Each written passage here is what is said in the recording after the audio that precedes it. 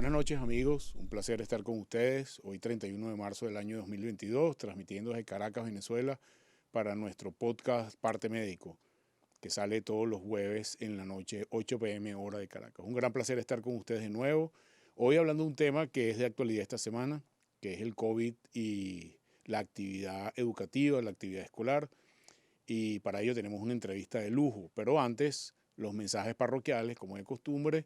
Los que quieran nos pueden suscribirse a través de las letras rojas que están en la parte de abajo. Dice suscribir, le llega la notificación automática. Cuando usted entra a YouTube, ya sabe que hay un programa nuevo.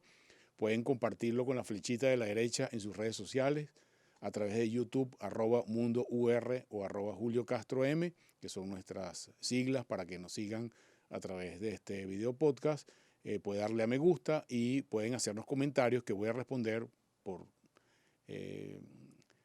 relaciones de la tecnología en este mismo momento. En la parte de abajo donde están los comentarios, las preguntas van a ustedes. Entonces, sin más, vamos a nuestra entrevistada de hoy, que es una persona querida para mí, una persona a quien respeto mucho en el mundo, no solamente en el mundo médico, sino en el mundo de la educación. La doctora Lila Vega es una médico pediatra venezolana, graduada en Venezuela de médico, graduada de pediatra. Pero además de eso, ella tiene una mezcla virtuosa, que es no solamente ser médico venezolana, sino que ha sido una activista de la red de padres y una activista del mundo de la educación desde la perspectiva de la comunidad educativa, y conoce mucho el mundo de la educación y ha trabajado años en el tema de la educación. Yo quiero comentar como infidencia de nuestra relación, de que apenas empezó la epidemia, muy preocupados, tanto el mundo de la educación como el mundo de la salud, empezamos a discutir estos temas ya casi 2 años y tratar de llegar a un blend, a un consenso común, o ver nuestras propias opiniones, que no siempre eran iguales. Discutimos mucho, compartíamos bibliografía, compartíamos comentarios, y estar con Lila hoy es parte de ese continuum de discusión de algo que no está acabado, pero que sin duda hemos aprendido durante 2 años, es cómo convivir con el COVID en la comunidad escolar, que implica preescolares, escuela, bachillerato, universidades y cualquier otro tipo de educación. Bienvenida Lila, un placer que estés con nosotros hoy, y vamos a hablar de estos temas sin más que son importantes para nosotros, además con el anuncio oficial en Venezuela de que ya volvemos a volver a actividad presencial normativamente. Entonces, la primera pregunta es, que eso yo lo aprendí de ustedes un poco. ¿Qué se ha dicho sobre cuál es el impacto de no estar en la escuela formal? Porque a pesar de que teníamos, yo creo que una de las enseñanzas de la pandemia es que pensábamos que íbamos camino muy rápido a la educación virtual sistemáticamente. Bueno, creo que la pandemia fue un frenazo, y entender cuáles son los beneficios y los problemas de la educación virtual nos hace repensar un poco, sobre todo el tema de la educación no presencial, y cuál es el valor de la educación presencial en nuestras comunidades, en particular en nuestras comunidades de América Latina, porque no es igual en el primer mundo que en el mundo desarrollado. Entonces, quizás con eso introducimos el tema. Lila, bienvenida. Gracias, un placer estar contigo y con tu audiencia. Pues tal vez recuerdo mucho al principio de la pandemia que tú dijiste, y te lo te lo tomé directo, de este confinamiento, de esta pandemia tenemos que sacar algo, tenemos que aprovechar y sacarle partido a algo. Y confieso que inicialmente para mí eso fue, bueno, déjame pensar cómo me mantengo en forma. A la pandemia también hay que sacarle aprendizajes, es decir, no cómo aproveché el tiempo en estas circunstancias, sino cómo, qué puedo haber aprendido de la pandemia.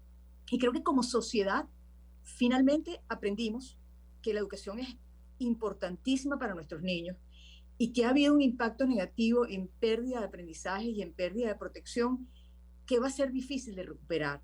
Entonces, tal vez uno de los primeros aprendizajes de la pandemia es que la educación de nuestros hijos no puede ser reemplazada con unas tareas a distancia o incluso con una conexión virtual con un maestro o con los compañeros del salón de clase. Tal vez ese es el aprendizaje más importante. Y eso tiene una consecuencia.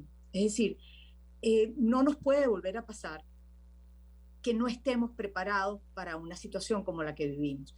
Tenemos que hacer el ejercicio y tenemos que hacer esos ejercicios de preparación. Primero, recoger lo que aprendimos, y en segundo lugar, cómo nos preparamos para la próxima emergencia que va a afectar la educación. Cómo protegemos a la educación de las emergencias, de situaciones como esta que estamos viviendo. Creo que en la noticia obviamente de volver a las aulas de manera presencial como norma, como estándar, es maravillosa noticia, muy positiva y muy esperada. Nos habría gustado ver que la norma fuese, las escuelas están abiertas a menos que no lo puedan estar. Es decir, que puntualmente en una escuela, en un municipio, en un estado, por la situación epidemiológica local, esa escuela tenga que cerrar temporalmente. La norma, en cambio, era todas están cerradas. Con la norma todas están abiertas. Ahora podemos evaluar individualmente lo que está sucediendo en cada una de nuestras escuelas y evitar que ocurran cierres indiscriminados. Yo estoy segura que hay poblaciones en Venezuela en las que en algún momento hubo 1, 2 o 3 casos, pequeñas poblaciones, que no ameritaban que todas sus escuelas estuvieran cerradas. Entonces, ese tal vez tiene que ser uno de los aprendizajes de esta pandemia. Y el punto es que esto, como tú mencionas ahorita, esto no ha terminado todavía. Es anticipable que haya una disminución de la inmunidad, bien por la vacunación, que en Venezuela sigue siendo una vacunación escasa, o por la infección natural, y que podamos volver a tener brotes importantes de COVID. Así que tenemos que rápidamente reagrupar, evaluar lo que hicimos bien y lo que no hicimos bien y prepararnos para ese potencial próximo brote que puede ocurrir tal vez en nuestras escuelas o en nuestro país. Qué bueno, Lila. Fíjate ojo, nosotros no estuvimos de acuerdo en este tema de las preguntas, pero hay un alineamiento importante. Yo además hoy vine con un chaleco que cuando lo llevo a medicina tropical, mis compañeros de trabajo me dicen que parezco un profesor jesuita. Y de alguna manera lo hice hoy a propósito, porque me recuerda mucho a mis profesoras sobre todo las profesoras de grados, que usaban como parte de su uniforme un chaleco, pero también a los profesores de Fe y Alegría y a esa gente, maestros que están en muchas partes de América Latina hoy sufriendo los embates, no solamente la situación económica y la angustia de la guerra, sino el tema de la pandemia. En relación a esta segunda pregunta que estábamos haciéndote, va en dos sentidos. El primer sentido es, los niños transmiten la enfermedad, pueden transmitirla, y segundo, ¿cuál es el impacto general que tiene la enfermedad sobre la población pediátrica, específicamente de COVID? Sí, los niños obviamente pueden transmitir la infección, pero tienen menos poder para hacerlo. Y hay cierta lógica en eso. Es decir, la fuerza con la que los niños hablan y pueden impulsar sus pequeñas partículas al ambiente es mucho menor. Por otra parte, hay un tema de tamaño, de talla.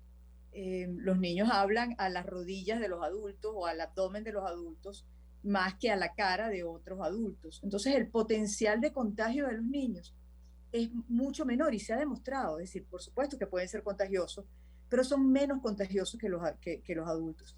Y en la experiencia individual, en mi práctica, generalmente los niños son infectados por sus adultos, por los adultos de su casa. La transmisión de niños a adultos no es lo que uno ve más frecuentemente. Y el impacto en cuanto a gravedad de la enfermedad también es mucho menor que la que tienen los adultos, sobre todo las personas mayores.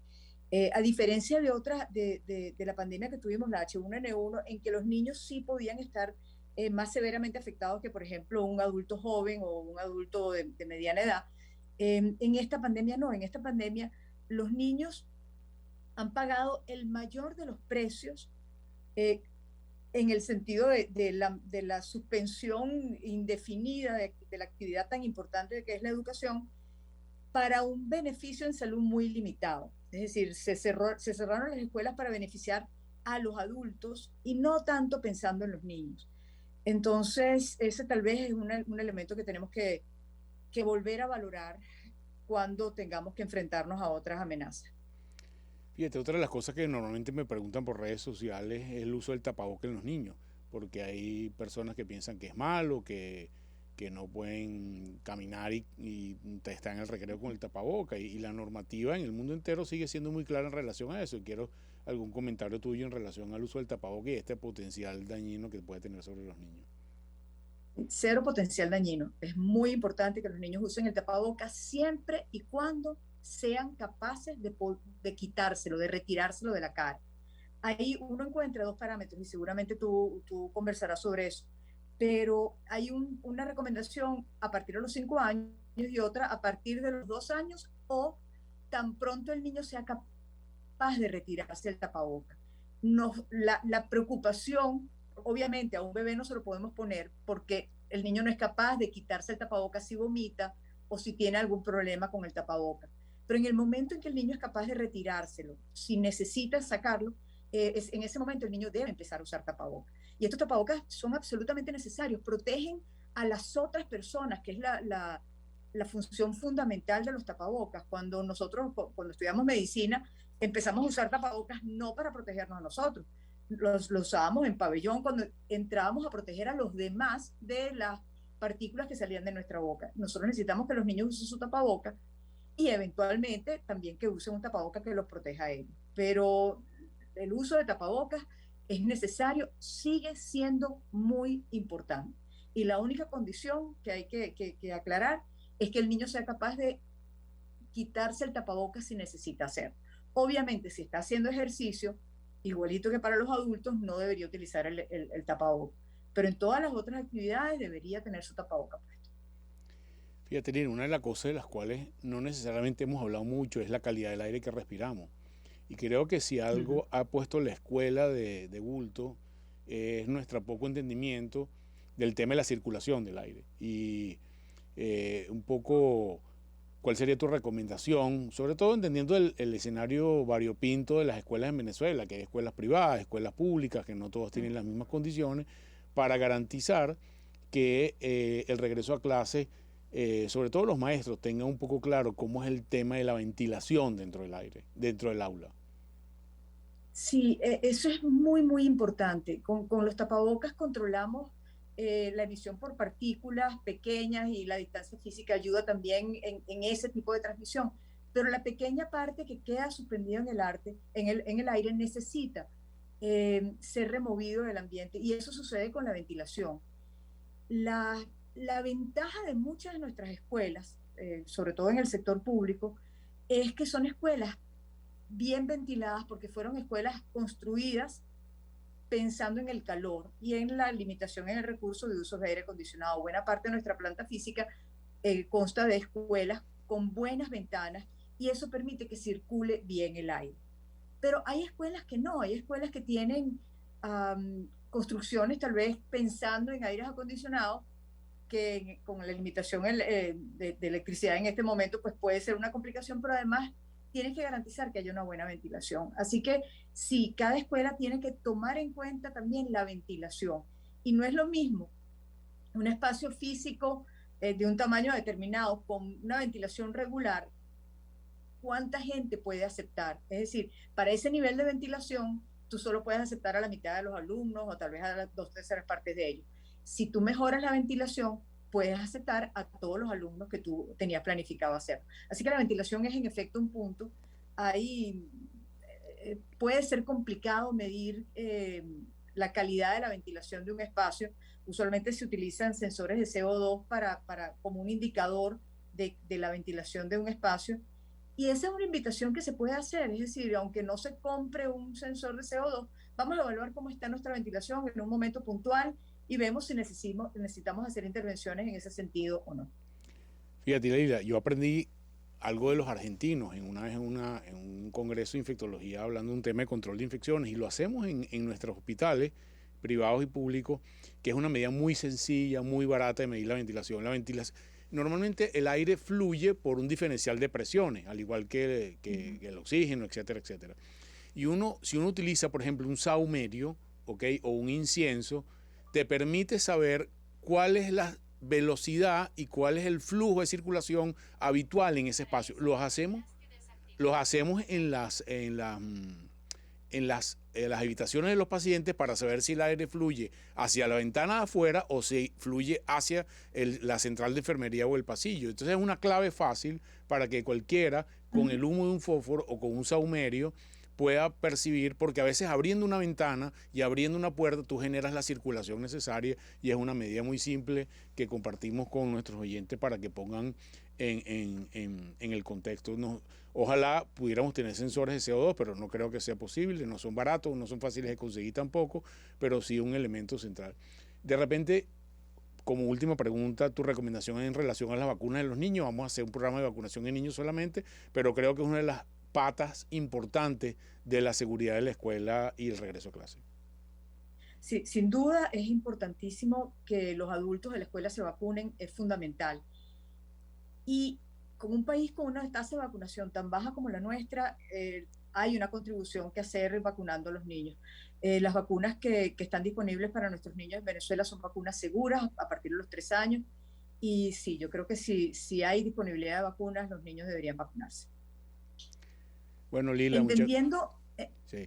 entendiendo Sí. el rol fundamental para la transmisión más que la protección individual. Es decir, al adulto lo vacunamos para que no tenga una enfermedad severa, al niño tal vez lo vacunamos para controlar la transmisión, para que hagan su aporte en el control de la transmisión. Gracias, Lila. Muy interesante todas tus opiniones y toda esa profundidad en la que conoces no solamente aspectos de la educación, sino de la transmisión. Y Lila tiene 2 hijas que son como el alter ego de ella. Una es comunicadora y la otra es médico. Y además Lila es una tremenda comunicadora. 1.000.000, Lila. Cuídate mucho. Nos seguimos viendo. Un abrazo. Muchísimas gracias. Bueno, amigo, aquí tenemos la entrevista con Lila. Síganla en sus redes, por Twitter y por Instagram, que ella tiene y comunica mucho sobre el tema de la educación, que es un elemento importantísimo para nosotros. Yo quisiera compartir, para finalizar el programa, quizás las recomendaciones internacionales en este momento de 2 organismos muy importantes. El Centro de Enfermedades Transmisibles de Atlanta, que es como, digamos, el norte epidemiológico de los Estados Unidos, y las recomendaciones de la Organización Mundial de la Salud en relación a el tema de las escuelas. Y la primera lámina que voy a compartir con ustedes es esta recomendación, que está en castellano, además la pueden buscar en su página web, que es la guía para la prevención del COVID en la escuela de kinder a grado número 12, que en el caso de nosotros sería el equivalente a bachillerato adelantado. Entonces le resalté algunos de los elementos de los cuales algunos ya hemos hablado. El primero de ellos es que debemos tener un esfuerzo por recuperar la enseñanza presencial. Digamos, la pérdida de todo lo que es el relacionamiento social, las actividades en grupo, es un elemento fundamental para la educación de los niños, y no lo sustituye la educación a distancia. Por lo tanto, la estrategia general debe ser volver al salón de clase el mayor tiempo posible, lo más antes posible. Pero ya Lila lo dijo muy claramente, lo más probable es que tengamos nuevos brotes o nuevas ondas pandémicas que harán que tomemos medidas parciales de asistencia a clase, o que volvamos a la educación a distancia. Pero tener esa mentalidad abierta, flexible, dúctil, de poder tener escenarios diversos, es algo que tenemos que entender en este momento como un elemento importante y que nos va a permitir avanzar. Y quizás la filosofía en este sentido es no pensar que ya se acabó la epidemia o que estamos en el peor momento. La lógica de nosotros es entender cuál es la situación actual, que la situación puede cambiar y que puede haber modificaciones de nuestra relación. Volvemos con la misma lámina anterior, que recomiendan el uso universal de mascarilla. Mantenemos el distanciamiento de 3 pies, esta es la medida norteamericana, 3 pies es 1 metro entre un niño y otro, y recomiendan la realización de pruebas en el caso de que haya personas con síntomas, mantener la estrategia del lavado de manos como un elemento central en la educación para la salud, lo que ya hablamos de la ventilación, de generar un ciclo o un canal de ventilación lo suficientemente importante.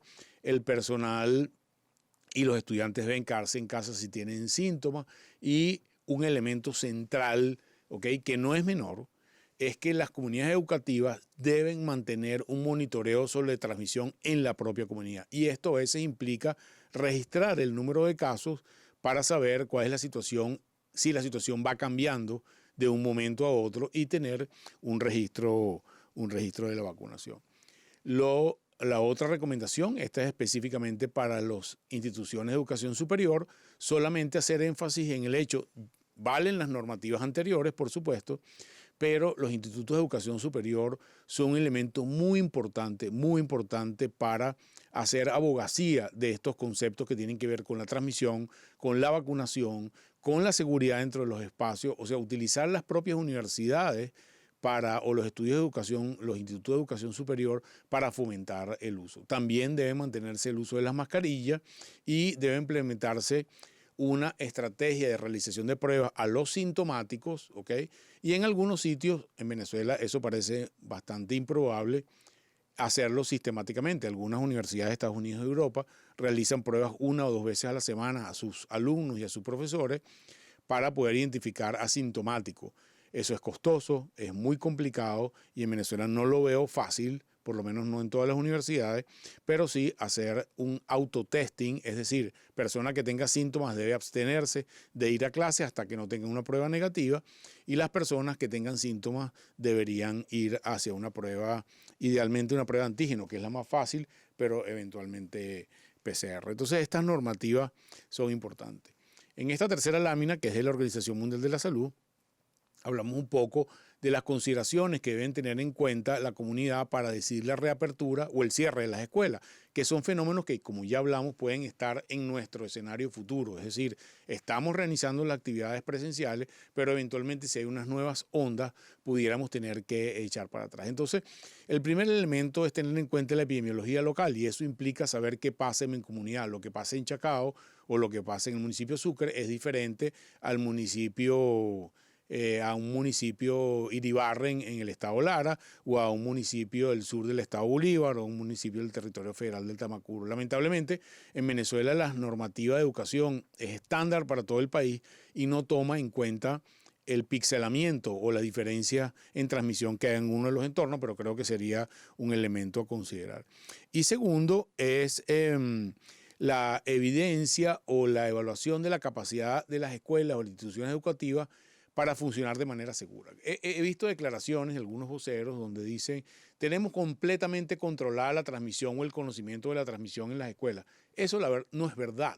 O sea, ni siquiera podemos garantizar que podemos controlar todos los canales de transmisión en entornos hospitalarios, mucho menos en las escuelas. Creo que la óptica debe ser, tenemos que caminar en el proceso de aprendizaje en relación a las formas de transmisión, en relación a las formas de prevención y entender que aún haciendo las cosas de manera perfecta, todavía puede haber transmisión. Pero la idea es que monitoreemos esa transmisión, detectemos los casos tempranamente y podamos tomar medidas acorde a la situación específica en ese momento. Entonces, una de las cosas que recomienda la Organización Mundial de la Salud de qué cosas deberían controlarse o qué cosas deberían tenerse en cuenta son cuán buenas son las normas que estamos utilizando, deberíamos tener alguna forma de medirlo, estos efectos de estas políticas en el mediano y largo plazo y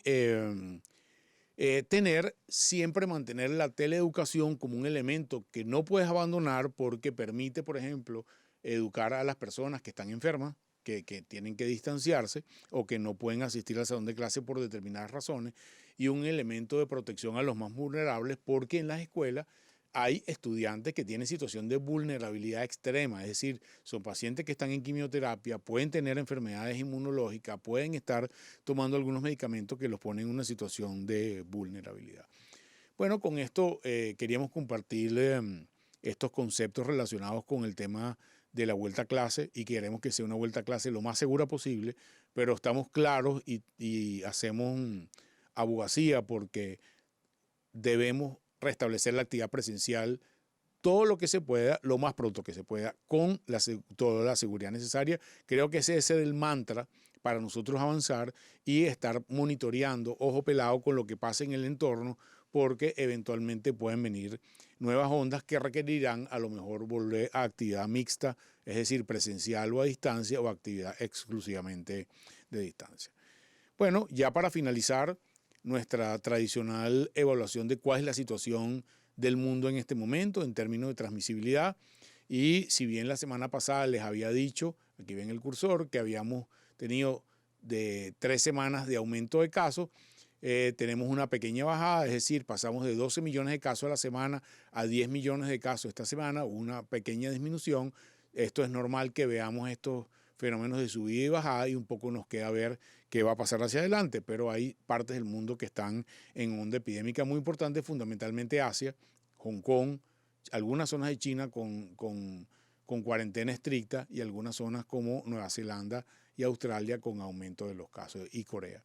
En el caso venezolano, la curva tradicional, esos son los datos oficiales, cerramos la semana pasada con casi 500 casos, un número de fallecidos que viene bajando claramente y si comparamos esto con toda la epidemia, no hay ninguna duda, al menos por los datos oficiales, que estamos en el punto más bajo de transmisión del país desde que empezó la pandemia ya en abril del año 2020. Eso, y queremos hacer énfasis en este concepto, es que eso no implica que la epidemia se acabó, ¿okay? Hay transmisión de virus en otras partes. Esperamos como un escenario probable que podamos a tener otras ondas pandémicas y tenemos que estar con la flexibilidad necesaria para mantener las precauciones que siempre hemos dicho. El uso de nuestro tapaboca en los espacios cerrados, sobre todo, evitar contacto con personas enfermas. Las personas que están enfermas deberían hacerse pruebas. Yo creo que vamos limitando el número de actividades o el número de normas que tenemos que tener en camino hacia una nueva normalidad que esperamos que sea lo más pronto posible. Los queremos mucho, los esperamos de nuevo la semana que viene. Recuérdense, @mundour, @Julio Castro M, parte médico. Si ustedes escriben, entran al cuadrito de YouTube, escriben parte médico y ya les aparece ahí todos los links de los diferentes programas que hemos tenido, también de este. Compártanlo con sus amistades y háganos saber sus comentarios a través de los comentarios que están abajo. Muchas gracias, se les quiere mucho. Nos vemos la próxima semana.